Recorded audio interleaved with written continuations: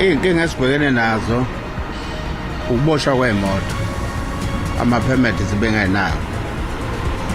Sithi mangabe seyiboshiwe thulula abantu emgwaqweni zifakwe ephawundini. Lusaqhuba kwaye lunyukela kwelinye inqanaba uqhankqalazo loonoteksi abaqhuba imigama emide kwiphondo eKwaZulu-Natal. Operations at the Durban port are turning around, and that's quite very important for the economy. Osoqoqosho bakholelwa ukuba umphathi wezimali umnumzana Inogodongwana ngahle acuthe inkcitho karhulumente xa isithi thaca uhlahlo lwabiwo-mali lwesiqingatha sonyaka ngomso.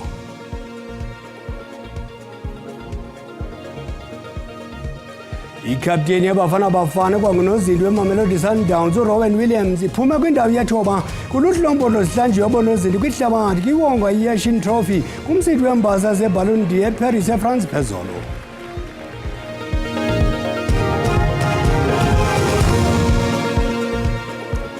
Inkosi Mazole sicaka sithambile ndingaphosisanga amaseko madigawuleni warhuqa. Luyaqhuba kwaye lwenyukela uqhankqalazo loonoteksi abaqhuba imigama emide kwiphondo eKwaZulu-Natal.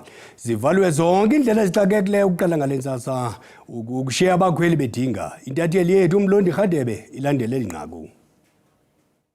Asibonge kakhulu namhlanje singena osukwini lesibini lapho khona imboni yamatekisi eThekwini iphazamise ukusebenza kakhulukazi ukuhamba kwabagibeli ukusuka lapha eThekwini kuya endaweni ezakhele iTheku, kakhulukazi labo bagibeli abahamba amabanga amade bakhala kakhulukazi osomatekisi ngokuthi amatekisi abo aboshiwe umnyango wezokuthutha esifundazweni saKwaZulu-Natal nanokuthi amaphepha okusebenza umnyango awakhiphi ukuthi bakwazi ukuthi baqhubeke nomsebenzi. Kanti sizokhuluma lapha nosekela sihlalo wayo i-Long Distance Taxi Association lapha eThekwini babunala kafushane nje ngey'nkinga enibhekene nazo embonini nokuthi singena osukwini lesibini namhlanje. Iy'nkinga esibhekene nazo ukuboshwa kwey'moto, ama-permit zibengenayo. Sithi mangabe seyiboshiwe thulula abantu emgwaqweni zifakwe ephawundini. Sithi thina hayi leyo moto i-right siyayazi isuka kuthina, amaphoyisa awanandaba. Sihambe sihlangane nabo umnyango wezokuthutha sibacela ukuthi cha akukho la silwa khona, siyasebenza nje kuphela ungasemukeli kodwa imoto iboshwe. Sesiphathile ibhu kuphele 2 years mangaphosisi kuya kwesibili asiyithole itifiketi kwakuthiwa soyithola 90 days. U-90 days ushaya wedlule ngalaba akhipha amaphoyisa. Sithi ma sithi awume lo shanela ushanela wangakhethelwanga ukuthi uyobopha imoto emgwaqweni, wawukhethela ukuthi mabelwe abantu bahambe baye khona bayoxazula usiza labo bantu abadlela umsebenzi. Akusenzeki manje, usekuyiwona osubopha imoto emgwaqweni la kuliwa khona uwi. Mhlambe sibona usuku lanamhlanje kuqala futhi kube khona ihibe ekseni kakhulukazi kubashayela abanye baza edolobheni. Mhlambe ngabe lokho kwenziwe imboni yamatekisi noma mhlambe kukhona okunye okwenzekile? Hayi kwenziwe iziganga kuthina. Thina sisahleli nje sisabuka. Hayi abanye nje abaqhamuka eceleni abayiguduzelayo akuthina la. Mhlambe ngabe le mash lesiteleka sizothatha isikhathi singanani uma ngabe kunje nokuthi mhlambe iziphi izisombululo ezingaqhamuka? Hayi bangase sitholele abantu abangafuni ukusinika lento nalezi ikhalo zethu semukele ingasheshe inqamuke, kodwa mangabe besabalekile bengakafiki sizoke sibambe. Asibonga kakhulu labo bengosomatekisi lapha eThekwini abavezayo ulaka lwabo kakhulukazi ngendaba yokuthi ke isiteleka sabo singenela osukwini lesibini ngenxa yey'nkinga ezingaxazululeka kalula ngokuthi umnyango usondele eduzane kwabo bakwazi ukuthi baxoxe ngayo le nkinga ababhekene nayo yama-permit kanye nokuthathwa kwezimoto zabo ziboshwe ey'ndaweni ezahlukana esifundazweni saKwaZulu-Natal. Sibisele izitambu ngakwestudio. Osoqoqosho bakholelwa ukuba umphathi wezimali umnumzana Inogodongwana ngahle acuthe inkcitho karhulumente xa isithi thaca uhlahlo lwabiwo-mali lwesiqingatha sonyaka ngomso. Osoqoqosho bantu abalindelanga zinguquzo mandla kolu hlahlo lwabiwo-mali. Osoqoqosho bathi kukwithemba kolhlahlo lwabiwo-mali lwesiqingatha sonyaka ngenxa yokuphucuka kwemeko yezamandla kweli. Ngeli xesha kulo nyaka uphelileyo uMzantsi Afrika wawujongene namathuba okuba sibe kwisigaba sesibhozo socimicimi wombane ustage 8, nanjengoko inkampani enkinkisha umbane kweli Eskom ibijongene nengxaki yocimicimi wombane ongahlelwanga, nto leyo ibiphazamisa imveliso inyusa neendleko zokusebenza. Usoqoqosho webhanka yakwaNedbank uthi kukho umtyhino kongoku. What's encouraging at the moment is that operations at the Durban port are turning around, and that's quite very important for the economy, for the cost of doing business in South Africa.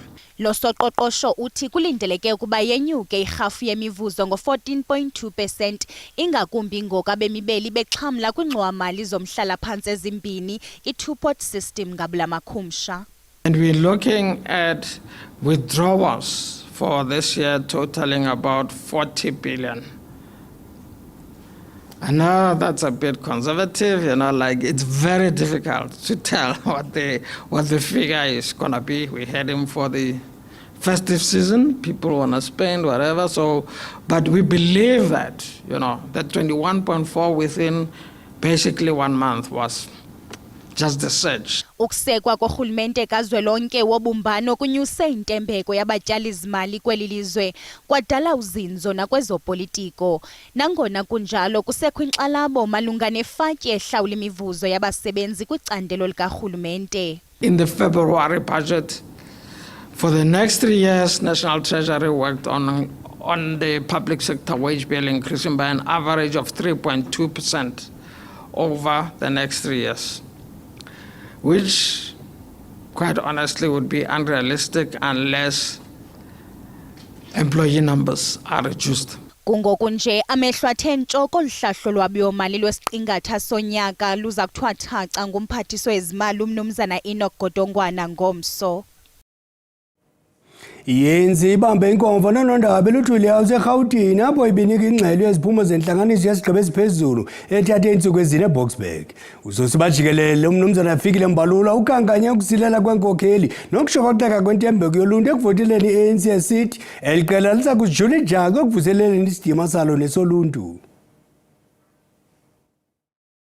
Emva kweentsuku ezine isigqeba sikazwelonke se-ANC sishukuxa imiba yeli qela, unobhala jikelele wayo uFikile Mbalula uphefumle namhlanje ngoqhokreko lwe-ANC ngokweengxelo zohlolo neengxoxo ngelinqwala yokuba i-ANC iye yasilela ekufezekiseni izidingo zoluntu, iindlela zokuziphatha kweenkokheli nazo zarhuqisa umrhaji. The challenges arising from the 2024 electoral outcomes, characterized by the NEC as a strategic setback to the national democratic revolution, require all members to adopt a disciplined approach to leadership matters at every level of the organization. Kananjalo kaMbalula ukwanabe ngelithi oku kunyanzelisa i-ANC ityelele amasebe wayo kweli jikelele kuzo zonke izigaba zobunkokheli ukuqinisekisa ukuthotyelwa kwemithetho equlethwe kumgaqo-siseko nokuzinikela kweenkokheli zeli qela ekugqithisweni kwenkonzo. On approach to leadership, the NEC noted that ANC leadership issues have recently come under the spotlight in public discourse. Such actions destabilize the organization's structures and detract from the focused implementation of both our electoral mandate and the resolutions of national conferences. Kambe ke i-ANC kwavakalise inkqubo eza kuzijula ijacu kuyo yenyanga ezili-12 ukuvuselela ubunye, intembeko nenjongo ye-ANC kwiingingqi zasekuhlaleni jikelele. Ukanti ke oku iza kuqinisekisa ngokusebenzisana nezikolo nemibutho yoluntu ukuze kuqaqambiswe ikamva leli ngeenkqubo zolutsha kwezemfundo ezobugcisa imidlalo nolonwabo, kunyuswe umgangatho wezakhiwo zophuhliso yaye kuqinisekiswe ukuba amaxabiso wenkonzo ezifana nombane nezempilo awayityabuli ipokotho eluntwini. Ndimlo Lilitha Ntsundwani kwiindaba ze-SABC eRhawutini.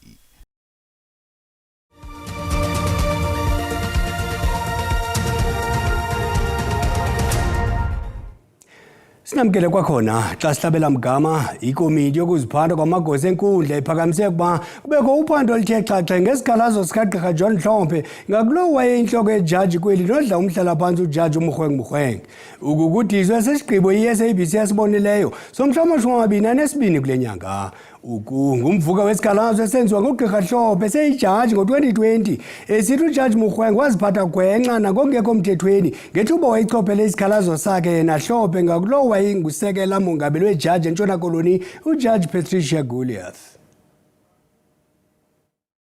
Ugqirha Mhlophe utyhola phakathi kwezinto lo wayijaji eyintloko ngokuba wahlangana ekhusini nojaji Goliath engekho yena gqirha Mhlophe. Baxoxa ngalomba waphinda wachophela ezizityholo nezakhe izityholo yena jaji Mrhweng, nto leyo athi ayihambisani neofisa wayekuyo, zityholo ezo ujaji Mrhweng azikhanyelayo. Ukanti ke ikomiti yokuziphatha kwamagosa enkundla i-JCC igwebe ngelithi ukuba ezityholo ziyinene oko kungathetha ukuba ujaji Mrhweng warhuqela eludakeni inkqubo yezobulungisa.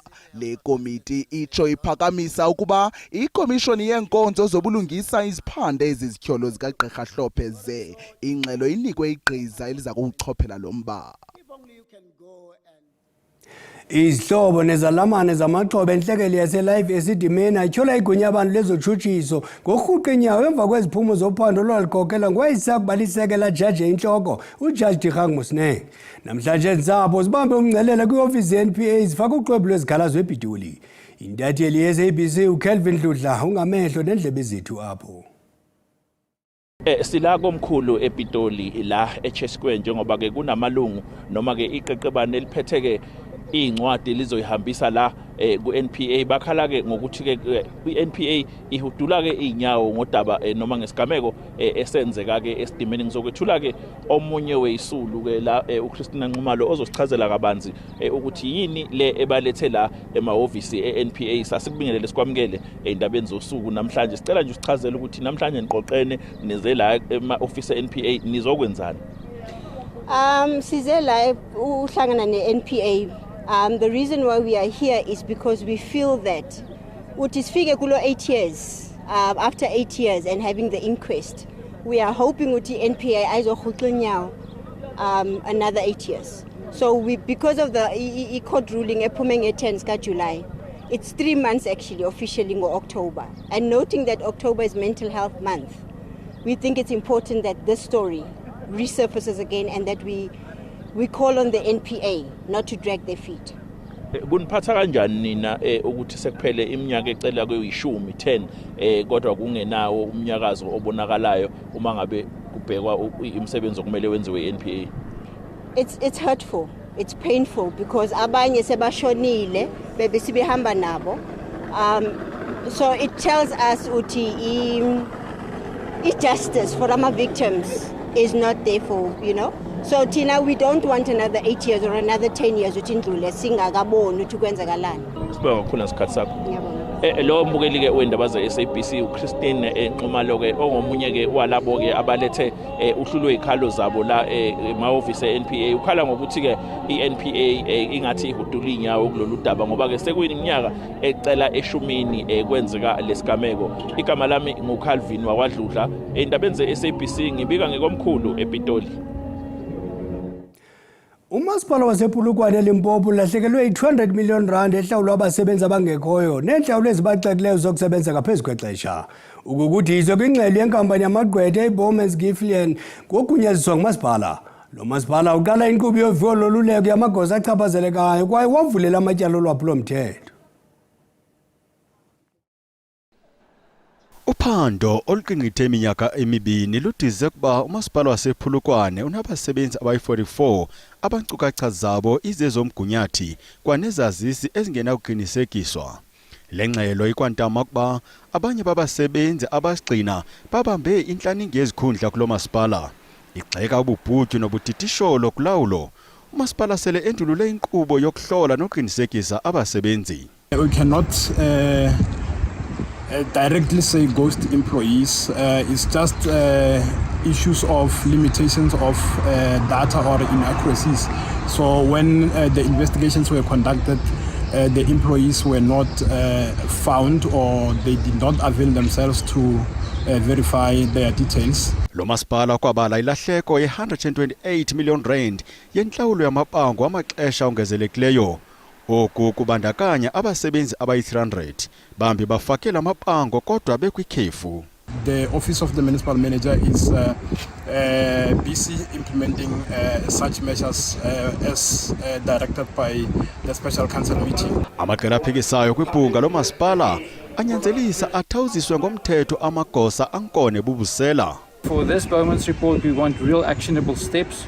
With regards to the ghost workers, we need an electronic system that's clearly verifiable, where managers can actually access the system. We hope that the same ghost workers are investigated or, try to be verified by people who are in good standing in terms of their academic qualifications. Ayipheli apho le ngxelo ikwadandalazise kuba abanye bonokontraka ngokukhogene namagosa beba izixhobo zalo masipala ze bazithengisele kwalo masipala ngamaxabiso akhe abaxeka. Ngoku masiphosa amehlo kumagqabantshintshi ezithe zaqaqamba kwihlabathi. Siqale kummandla kafayayo eUkraine. Amagosa enkonzo zikaxakeka bebila isoma ehlangula abantu kubutyobo obudalwe luqhoqhozwano ngogqunci lwemikhosi yaseRussia kumhlaba waseukraine eKharkiv.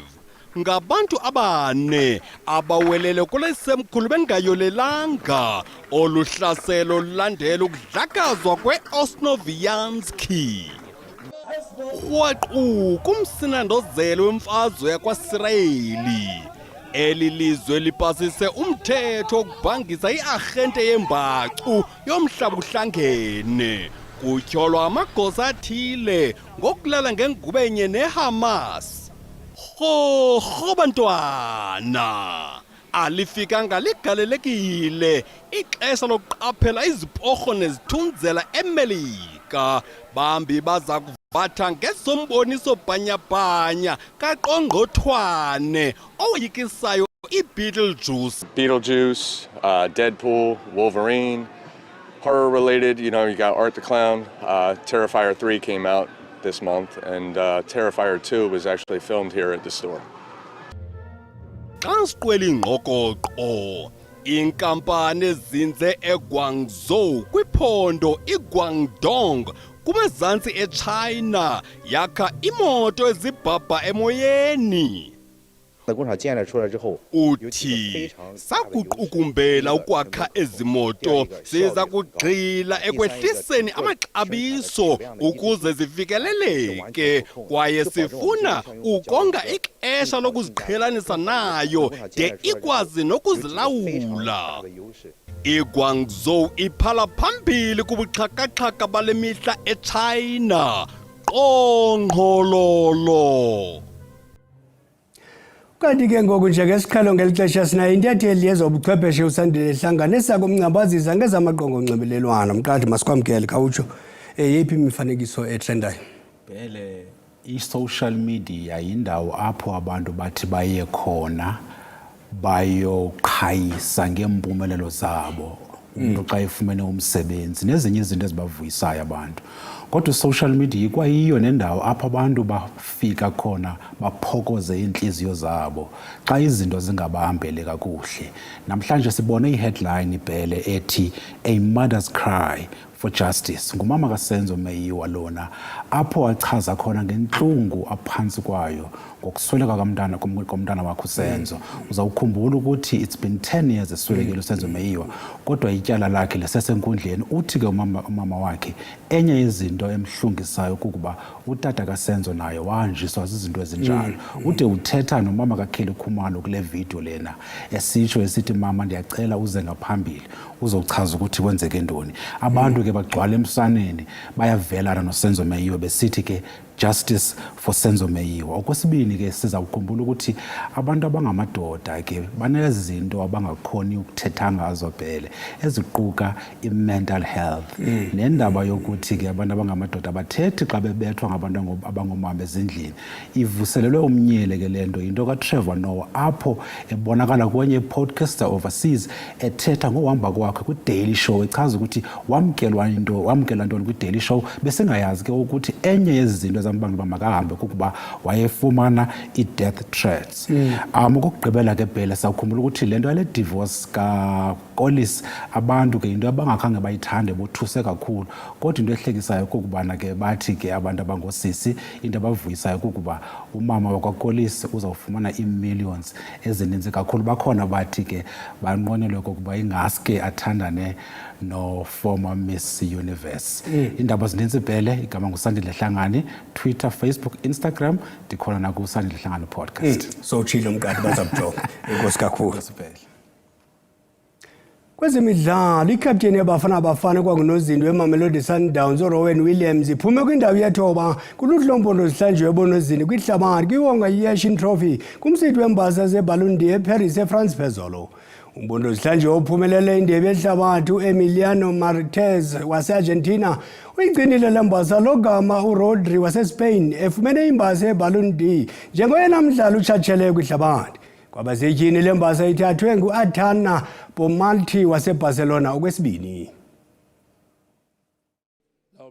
Umdlali wasesiswini weSpain neManchester City uRodri uphumelele iwonga elikhulu leBallon d'Or njengoyena mdlali utshatsheleyo kwihlabathi ebhulela amasaka uVinicius Junior waseBrazil noJude Bellingham waseNgilani nabadlala kwiReal Madrid. Rodri oluzuze kokuqala iwonga ebelikhubalo ekuncedeni iqela lakhe liphumelele ityeli lesine elandelelana indebe yePremier League kwisizini edlulileyo. Kanti wachazwa njengomdlali obalaseleyo we-European Championship yalo nyaka. I was a kid watching Messi and Cristiano lifting this kind of trophies every year, and my dream was to play one day with them, never to stand here talking to you right now. So this talks about that is a process. Lo mdlali waseMadrid uminyaka engama-28 kumdlali wokuqala wasesiswini ukuphumelela eliwonga likhulu emva kwexesha elide.